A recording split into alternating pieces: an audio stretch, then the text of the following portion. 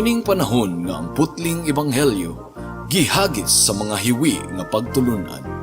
Kinahanglan mo barug ang mga tinun-an ni Kristo sa pagpakigbisog sa paglaban sa pagtuo, nga magkausa ug alang sa tanang panahong gihatag sa Dios ngadto sa iyang katawan.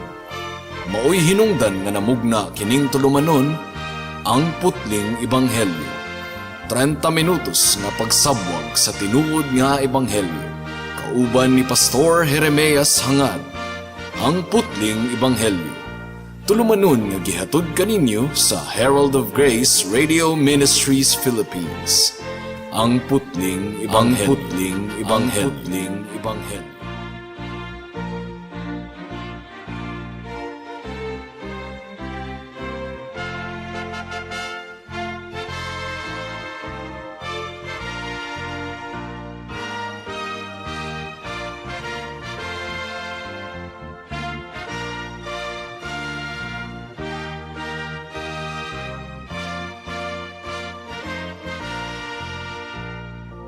Alang sa pagpamalandong sa pulong sa Ginoo ni ining taknaa atong pag-aablihon ang atong Biblia sa Mark chapter 9 verses 9 hangtod sa 13. Apan sa dili pa, mayong hapon once again sa akong lulo nga 93 years old, si Lulo Isabelo Lauri Sr.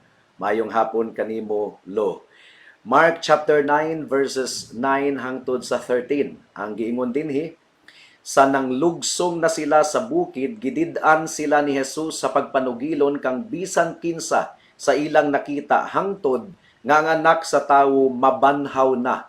Gituman nila ang iyang sugo apan naglibog sila kun unsa ang kahulugan sa giingon niyang pagkabanhaw. Ug ilang gipangutana si Jesus, nganong nag-ingon man ang mga magtutudlo sa balaod nga kinahanglang muuna gayod pag-anhi si Elias? Siya mitubag, tinuod gayod nga si Elias muuna pag-anhi aron pag-andam sa tanang butang. Apan nganong nag-ingon man ang kasulatan nga ang anak sa tawo mag-antos pag-ayo ug isalikway. Hinuon sultihan ko kamo nga si Elias miabot na o gibuhat sa mga tawo kaniya ang tanan nga buot nilang buhaton sumala gayod sa giingon sa kasulatan. May the Lord bless the reading and meditation of His Word today. Atong gipamalandungan ni adtong miaging semana ang panghitabo nga gitawag og transfiguration, katong nausab ang panagway sa atong Ginoong Hesukristo na himong silaw kaayo, sanag kaayo mga kaigsuunan. Mao kadto ang pasundayag sa kahimayaan sa atong Ginoong Hesukristo na transform ang atong Ginoong Hesukristo into radiant glory. Hayag kayo, puti kayo, nga bisan unsang paputi nining kalibutana, dili gayod makapahimo. Ug nasaksihan kadto sa tulo ka mga disipulo ni Kristo, si Pedro, si Juan, ug si Santiago. It was an outward demonstration of the glory nga gikuptan sa atong Ginoong Hesukristo, gipanag-iya sukad pa sa sinugdanan, mga kaigsuunan. O gipili sa Ginoo nga iyang ipadayag ang iyang kahimayaan ni adtong tulo ka mga disciples, 3 chosen from among those He had chosen as disciple.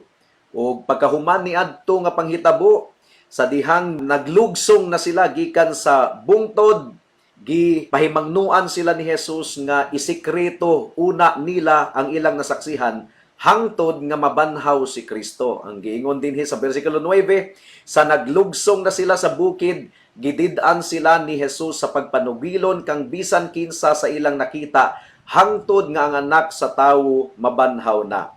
So the last portion of our Lord's command, nagpamatuod na usab mga kaigsuunan nga wa gyud masabti sa mga disciples ang pulong sa atong Ginoong Hesukristo. Ilabi na gayod sa kining giingon nga hangtod nga ang anak sa tawo mabanhaw na. Nakuratan sila. Nakita nila bag-uhay pa lang ang pasundayag sa kahimayaan sa atong Ginoong Hesukristo. Nakita nila si Moses o si Elias nga nakig-istorya sa atong Ginoong Hesukristo sumala sa Lucas kapitulo 9 bersikulo 30 hangtod sa 31.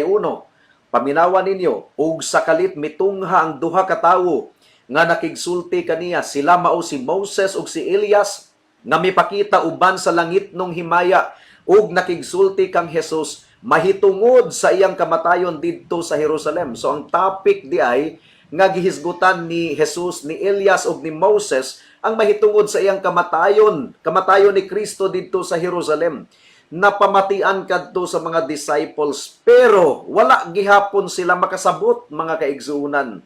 Hinay kaayaw ang ila ang utok nga masabdan ang kinatibuk-ang plano sa atong buhi nga Dios.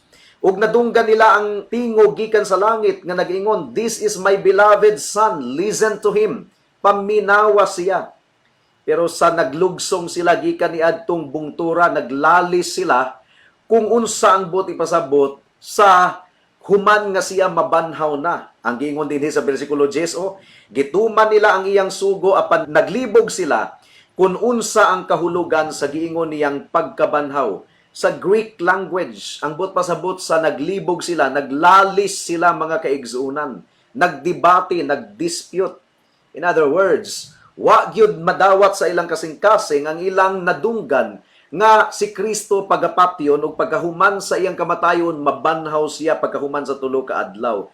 In spite of the word nga nabati nila tingog gikan sa langit nga paminaw kamo kaniya, gisulti ni Kristo ang mahitungod sa iyang kamatayon ug pagkabanhaw. Ang ilang kasing-kasing hunahuna nagdumili sa pagpaminaw. Gumikan kay naglibog paghihapon sila kung unsa ang hinungdan sa giingon ni Jesus nga pagkabanhaw. And this led to the next question. Kay wa gyud nila madawat kadto sa ilang kasing-kasing, nangutana sila sa bersikulo 11.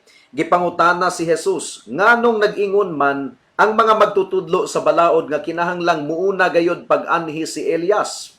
Una sa tanan, mga kaigsuunan, kung ang kamatayon ni Jesus ug ang pagkabanhaw konektado sa gingharian sa Dios nga makagagahom gayod kaayo, di ba ang messianic prophecy mura og dili matuman kung mamatay si Kristo? Mao kadto ang mentalidad nga anaa ang mga disciples ni Jesus nga si Elias mubalik diri sa kalibutan, kay wa man to si Elias miagig kamatayon, nga si Elias mubalik sa kalibutan adisir muanhi ang Mesiyas. Mao kadto ang ilang gikuptan nga saad sa daang tugon. Sa ilang hunahuna ang propesiya nga naga-declare nga si Elias muanhi in person ug mulakaw dinhi sa kalibutan adisir moabot ang Mesiyas. Kinahanglang mahitabo gayod kay wa man sila kasabot nga una na biyang gitudlo ni Kristo kanila nga si Elias mao si Juan Bautista. Dili literal kundili ang kinaiya ni Elias kinaiya ni Juan Bautista. Malakias kapitulo 4 bersikulo 5. Apan sa dili pa moabot ang dako ug makalilisang nga adlaw sa Ginoo, ipadala ko kaninyo si propeta Elias. Well, ikaduha, kung si Elias muanhi aron sa pag-restore, pagpabalik sa pagkamatarong and harmony in human relationships, nganong kinahanglan pa mang mamatay ang Mesiyas? Kaya ang giingon biya sa bersikulo 6 sa Malakias kapitulo 4, hiusahon niya ang mga ginikanan ug ang mga anak aron dili ko laglagon ang inyong nasod. Gisultihan na sila ni Kristo nga miabot na si Elias. Pero what day nila masabti ang gitudlo sa atong Ginoong Hesukristo? Matthew chapter 11 verses 13 hangtod sa 14. Kay ang tanang propeta ug ang balaod ni Moises hangtod sa panahon ni Juan naghisgot mahitungod sa paghari sa Dios. Ug kung gusto kamong mutuo sa ilang mensahe, si Juan mao ang gipasabot sa propeta sa dihang miingon siya nga mobalik si Elias. Si Juan Bautista di ay ang katumanan. Dili kay literal nga si Juan Bautista mao si Elias, kundili ang kinaiya ni Elias mao ang kinaiya ni Juan Bautista. Dili day literal gipasabot na ni Kristo kadto kanila sa miagi, wa gyud gihapon sila makasabot. Karon, gipasabot na usab ni Kristo kanila pag-usab. So, pasensyoso kaayo ang atong buhi nga Dios. Marcos kapitulo 9 bersikulo 12 hangtod sa 13. Siya mitubag, tinuod gayod nga si Elias muuna pag-anhi aron pag-andam sa tanang butang. Apan nganong nag-ingon man ang kasulatan nga ang anak sa tawo mag-antos pag-ayo og isalikway. Hinuon, sultihan ko kamo nga si Elias miabot na. o gibuhat sa mga tawo kaniya ang tanan nga buot nilang buhaton, sumala gayod sa giingon sa kasulatan. So mingon si Jesus, miabot na si Elias. Ug ilang gibuhat kang Elias, ang gusto nilang pagabuhaton sa anak sa tawo. Kay si Juan Bautista, gipatay biya nila mga kaigsunan, gipatay ni Haring Herodes. So, gi-affirm na usab ni Kristo, giutro na kon usab ni Kristo pag-ingon nga ang anak sa tawo kinahanglang mag-antos, pagapatyon. O gidugang ni Jesus ang basihan sa iyang gipamulong, nahasulat na sa daang tugon, nahasulat na sa kasulatan. Asa sa daang tugon, mabasa nga ang Mesiyas mag-antos. Isayas Kapitulo 53, versikulo 3 hangtod sa 5. Gitamay nato siya og gisalikway, nakasinati siyag mga kagulanan ug mga pag-antos, gani walay mutan-aw kaniya. Wala nato siya tagda og gipakawalay bili lamang. Apan giantos niya ang mga kasakitan nga kita untay angay mag-antos ug gipas-an ang atong mga alantuson. Nagtuo kita nga ang iyang pag-antos silot kaniya sa Dios. Gani gisamaran siya tungod sa atong mga sala. Napango siya tungod sa atong pagkadautan. Giantos niya ang kastigo nga maoy nakaluwas kanato ug pinaagi sa iyang mga labod na nga ayo kita. It was already prophesied in the Old Testament that the Son of God would suffer. O gipresyum ni Pedro og sa iyang mga kauban nga murag nasipyat si Jesus sa iyang gipamulong kay wa gyud nila madawat nga si Kristo mamatay.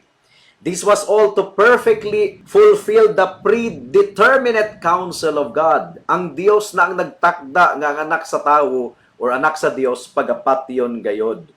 Pero isip dugang sa ilang pagkadismaya, gisulti usab ni Jesus nga si Elias mag-antos usab.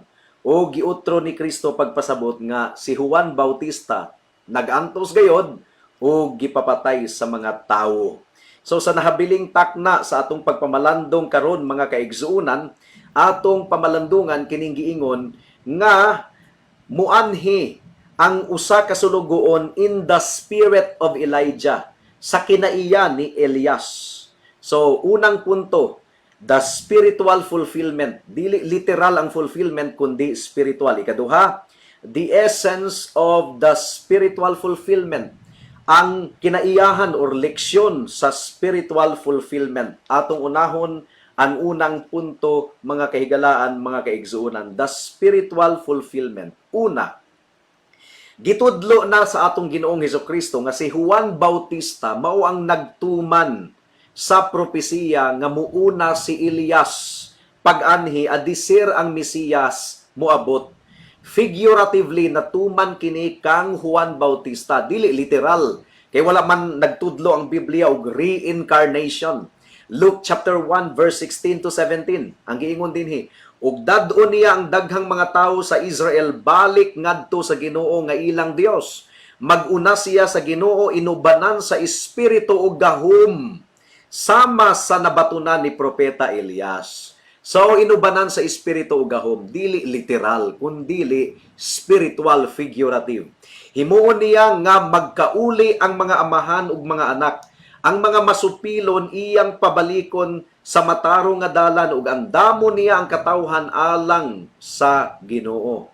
Pero siguro mangutana mo, di ba mibalibad man si Juan Bautista ni atong gipangutana siya kung siya ba si Elias? Tinuod, miingon gyud si Juan Bautista nga dili siya si Elias. Juan Kapitulo 1, versikulo 21. Pero miingon si Jesus nga siya mao si Elias in spirit, not in literal but in spirit. Ang giingon din sa John chapter 1 verse 21, kinsa ka man di ay? Nangutana sila, si Elias ka ba? Dili, mitubag siya. Ikaw ba ang propeta nga among gipaabot? Nangutana sila, dili, mitubag siya. Gibalibara ni Juan ang sipyat nila nga understanding nga siya mao si Elias nga literal, mura ba og reincarnation mga kaigsuunan. Si Juan Bautista, dili siya literal nga si Elias, pero siya ang katumanan sa Elijah nga moabot figuratively or spiritually. Gumikan kay ang kinaiyahan ni Elias sa daang tugon, Xerox copy kaayo ang kinaiya ni Juan Bautista. That was the ministry of John the Baptist. Isog kayo siyang nagawali sa paghinulsol. Lucas Kapitulo 1, versikulo 17. Maguna siya sa Ginoo, inubanan sa Espiritu, ug gahum sama sa nabatunan ni Prophet Elias. So dili dahi kini literal mga kaigsunan. Himuon niya nga magkauli ang mga amahan ug mga anak, ang mga masupilon iyang pabalikon sa matarong nga dalan, ug ang damon niya ang katawhan alang sa Ginoo. Tinuod biagyod nga ang tinuod nga nakabig sa atong buhi nga Dios aduna gayoy kabag-uhan sa ilang kasing-kasing. Kung anak sila nga kusog kaing motibad sa mga ginikanan, unya nailhan nila si Kristo ug nakabaton sila og kaluwasan, aduna na sila'y bag-ong kasing-kasing nga matinahuron. Sa susamang paagi kung sila amahan nga nagpasagad sa ilang pamilya, wala na higugma sa asawa ug mga anak, ug abusado kaayo sa nga tanan, kung ilang mailhan ang tinuod nga Ginoo, kung ilang mailhan si Hesukristo, aduna gayoy kabag-uhan sa ilang kinabuhi. So, ang tanan nga gipadala sa Ginoo nga mga sulugoon nga iyang gibubuan og espiritu og gahum sama ni Elias, mailhan nato gumikan kay ang ilang mga pagpangwali. Dili sila magpanuko, dili sila maghadlok sa pagwali, mahitungod sa paghukom sa Dios, mahitungod sa kasalanan, ug mahitungod sa kapasayloan. Mao kadto ang giwali ni Elias, mao kadto ang giwali ni Kristo, mao kadto ang giwali sa mga apostoles, mao kadto ang giwali sa tanang mga matinud-anon nga sulugoon sa Ginoo hangtod sa atong kapanahunan karon. Elijahs are still in the world today. Ang mga Elias anaa gihapon sa atong kalibutan karon. Kutob sa mga sulugoon sa Ginoo nga nagwali sa kamatuoran nga maisugon nga walay lipod-lipod, anaa kanila ang espiritu ni Elias figuratively. Buti pasabot, anaa kanila ang kinaiya ni Elias ug mao kani ang gikinahanglan sa atong kalibutan karon. Ang pastor nga maisugon gayud kaayong magwali sa pulong sa Ginoo, mahitungod sa kasalanan, mahitungod sa paghinulsol, ug mahitungod sa kaluwasan nga gikan lamang gayud kang Kristo, grasya, madawat nato nga libre. Pero ang makadawat sa maong kaluwasan aduna gayoy kabag-uhan, kay ang nag-angkon nga sila luwas, pero walay kabag-uhan, walay paghinulsol, dili kana tinuod nga luwas.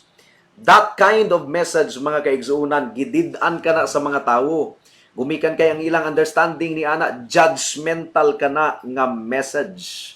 But that is the message of the gospel in the Bible. Ug dili nato kana usbon. Mudangat na kita sa ikaduhang punto, the essence of the spiritual fulfillment. Unsa may buot pasabot sa saad sa Ginoo sa Mark chapter 9 verse 12. Siya mitubag, tinuod gayod nga si Elias muuna pag-anhi aron pag-andam sa tanang butang, apan nganong nag-ingon man ang kasulatan, nga anak sa tawo mag-antos pag-ayo og isa likway. Pero ang giingon sa Malakias 4:6, hiusahon niya ang mga ginikanan ug ang mga anak aron dili ko laglagon ang inyong nasod. There are whole ministries built on this today. Nga ang focus lang nila sa ilang ministeryo, family counseling, wala may sipyat ana. Pero kung kana ra gyud ang ilang understanding nga ang pamilya makabaton og kalinaw, nag-focus sila sa marriage counseling, unya wala nila giwali ang mahitungod sa kasalanan, wala nila giwali ang mahitungod sa ebanghelyo, wala nila giwali ang mahitungod sa paghinulsol. That is a very limited understanding. Sumala sa akong gikaingon mga kaigsuunan, kung tinuod gayod nga nailhan sa usa ka tawo si Kristo ingon nga Dios nga manluluwas, aduna gayoy kabag-uhan sa iyang kinabuhi because the gospel of God is a transforming gospel. Usa kini ka ebanghelyo nga naghatag og kabag-uhan. Usbon sa Ginoo ang kasing-kasing sa mga tawo nga iyang giluwas. We have been brought to flee from the wrath to come. Midangup na kita kang Kristo, ang giingon sa Episo Kapitulo 5, versikulo 6 hangtod sa 7, ang tanan nga mga naluwas adunay pahimangno nga ilang ikinabuhi kanunay. Ayaw kamo pagpatunto kang bisan kinsa Pinaagi sa mga pulong nga binuang kay tungod niini mahiagom sa kapungot sa Dios ang musupil kaniya busa likayi gayod ninyo kining mga tawhana. Christianity is transforming. Busa ang usa ka tawo nga nag-angkon nga Kristohanon pero walay kabag-uhan, peke kana nga Christianity. Ephesians chapter 5 verse 21. Tungod kang Kristo pag tinahuray kamo. So adunay pagtahod, adunay pagtamod. Ang relasyon sa bana ug asawa mabag-o usab. Ephesians 5:22. Mga asawa tahura ug sundan ninyo ang inyong bana sa mga nagtahod ug nagsunod kamo sa Ginoo. Ephesians 5:25. Mga bana higugma ang inyong asawa ingon nga gihigugma ni Kristo ang simbahan ug gitugyan ang iyang kinabuhi alang niini. Mao kini ang mga bunga sa ebanghelyo mga kaigsuonan. Ang relasyon usab sa ginikanan ug mga anak mausab mabag-o. Ephesians 6:1 hangtod sa 4. Mga anak sanglit mga Kristohanon man kamo. Sundan ninyo ang inyong mga ginikanan kay mao kini ang husto. Ang giingon sa English, children obey your parents in the Lord for this is right. Ang unang sugo nga dunay saad mao kini tahura ang imong amahan ug inahan ug kini ang saad aron ka mabulahan ug mataas ang imong kinabuhi dinhi sa kalibutan. Mga ginikanan ayaw pasuka ang inyong mga anak. Hinuon amumaha sila sa Kristohanong disiplina ug maayong pagtulunan. So you see, there is transformation. The Christian gospel is a transforming gospel. Ug bisan pa sa mga katabang nato sa balay. Kung aduna kamoy mga katabang, ang usa ka Kristohanon nga amo dili abusado sa iyang mga katabang. Ephesians 6:5-9. Kamong mga ulipon pag masinugtanon kamo sa inyong mga agalon og tahura sila. Buhata kini sa kinasingkasing gayod samara nga si Kristo maoy inyong gialagaran. Himua kini dili lamang kun magtan-aw sila kaninyo aron daygon kamo nila kun dili buhata ang kabubut-on sa Dios. Sa kinasingkasing gayod ingon nga mga ulipon ni Kristo. Busa tumana nga malipayon ang inyong tanang buhat sama nga ang Ginoo maoy inyong gialagaran ug dili ang mga tawo lamang. Hinumdumi nga gantihan sa Ginoong magbuhat ug maayo, ulipon man siya o dili. Kamong mga agalon, buhata usab ninyo kini sa inyong mga ulipon ug ayaw kamo panghulga kanila. Hinumdumi nga kamo ug sila pulos ulipon sa Ginoo ug wala siya'y pinalabi. So dunay kabag-uhan sa relationship that exists between amo ug katabang mga kaigsuonan. Tungod og alang kang Kristo, the Christian gospel is really a transforming gospel. Nabag-o na ba ang imong kinabuhi higala? Christianity changes everything. Pinaagi kang Kristo ang tunglo sa Dios napapas nawagtang. Malakias kapitulo 4 bersikulo 6. Hiusahon niya ang mga ginikanan ug ang mga anak aron dili kulaglagon ang inyong nasod. Now, how is it that John the Baptist is credited with this? Gumikan kay si Kristo mianhi aron sa paghukom pero adisir pa naghukom ang atong Ginoo iya unang gipauna ang iyang mga ulipon aron magwali mahitungod sa tunglo nga umaabot aron mahatagan og tsansa ang mga tawo nga maghinulsol sa ilang mga sala ug mobalik sa atong Ginoo. Mianhi si Juan Bautista, nagwali mahitungod sa paghinulsol, nagwali mahitungod sa kabag-uhan sa kasing-kasing ug giandam ni Juan Bautista ang dalan sa pag-abot sa Mesiyas nga si Jesus. Matthew chapter 3 verses 1-3. Niadtong panahona miadto si Juan nga magbubunyag didto sa dapit nga awaaw sa Judea ug nagwali nga nagingon, hinulsuli og biyai ang inyong mga sala kay hapit na maghari ang Dios. Si Juan mao ang gihisgutan ni propeta Elias sa iyang pag-ingon, may nagsinggit didto sa kamingawan. Andaman ninyo ang dalan alang sa Ginoo, himuang tulid ang iyang agianan. Matthew chapter 3 verse 7-8.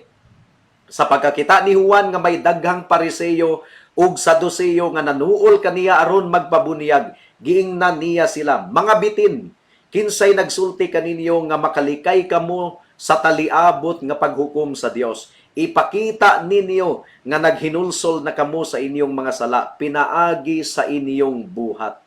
Mao kini ang ministeryo sa ebanghelyo karon, mga kaigsunan. Mao kini ang mensahe sa ebanghelyo, dili kining gospel message nga naaragwali mahitungod sa blessing, panalangin, mulambo ang imong negosyo, siksik, liglig, umaapaw sa Tagalog pa. No. Ang gospel, mga kaigsuunan, naghatag gayud og kabag-uhan. Gumikan kay ang pulong sa Ginoo makapabalaan sa mga katawhan. It changes everything. How families relate to one another. How we relate even to our government authorities. How we relate even to other Christians. The gospel of Christ radically changes all. Nagabag-o sa tanan, bata man or tiguang. Ang espiritu ni Elias, ang putpasabot, ang kinaiya ni Elias, nag-warning kanato nga atong daganan or ikiyasan ang tunglo nga umaabot. Malakay chapter 4 verse 5 to 6. Apan sa dili pa moabot ang dako ug makalilisang adlaw sa Ginoo, ipadala ko kaninyo si propeta Elias. Hiusahon niya ang mga ginikanan ug ang mga anak aron dili ko laglagon ang inyong nasod. This is the Elijah type of messengers to preach about sin, to warn people about the judgment to come. Ug ang Elijah spirit, mga kaigsunan, wala kini natapos kang Juan Bautista, kundili nagpadayon kini hangtod sa atong kapanahunan karon. Alang sa atong mga kaigsunan ug kahigalaan, nasakitan ba kamo sa pagpangwali sa ebanghelyo? Nakapasuko ba kini kaninyo? Nakapalagot ba kini kaninyo? Or nasamaran ang inyong kasing-kasing? Praise God! Kung nasamaran ang inyong kasing-kasing, or kung muriak kamo sa pagpangwali sa pulong sa ebanghelyo, that means tinuod nga ebanghelyo ang among giwali. Dili gitik-gitik nga ebanghelyo kunuhay. Gumikan kay ang tinuod nga ebanghelyo, do na gayoy reaksyon sa mga katawhan. Pero ang tinuod nga ebanghelyo nagtanyag usab sa kapasayloan. Nagtanyag usab sa paglaom nga bisan pag-unsa ka itom sa imong sala, kaya kining papution sa atong Ginoong Hesukristo pinaagi sa hamili niya nga dago. Kita makasasala, wala kitay abilidad nga luwason ang atong kaugalingon. Pero kung mutuo kita sa pagkamatarong ni Kristo ug sa iyang dugo nga giula didto sa krus sa Kalbaryo, bisag unsa ka itom sa atong kasalanan, malimpyo kini, mapasaylo kini ang atong kasing-kasing nga tig-a pagahumukon sa atong Ginoong Hesukristo. But the condition is, hinulsuli ang imong sala ug dangop kang Kristo uban sa dakong pagpaubos. Buhata kini karon dayon higala kay basin og ugma ulahin ang tanan. Magampo kita.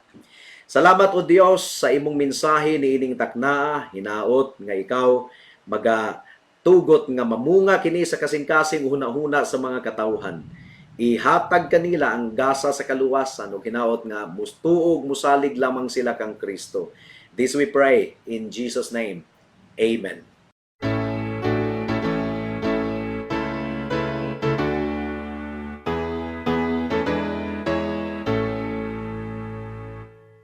Sa manunubos duol kamo, dili maglangan duula siya. Siya nagpadayon sa pagtawag, duol na. Malipayon ang pagtigong na, kung maputligikan sa sala, ug dito magatigong kita sa iyang puluyan. Ang iyang tulong matnunan mo, sa malipayon sundon siya. Imo siyang piliun karon, duol na. Malipayon ang pagtigong na, kung maputligikan sa sala, ug dito magatigong kita sa iyang puluyan. Niya uban ka na karon, sugo ni Kristo tumanutang, siya nagpa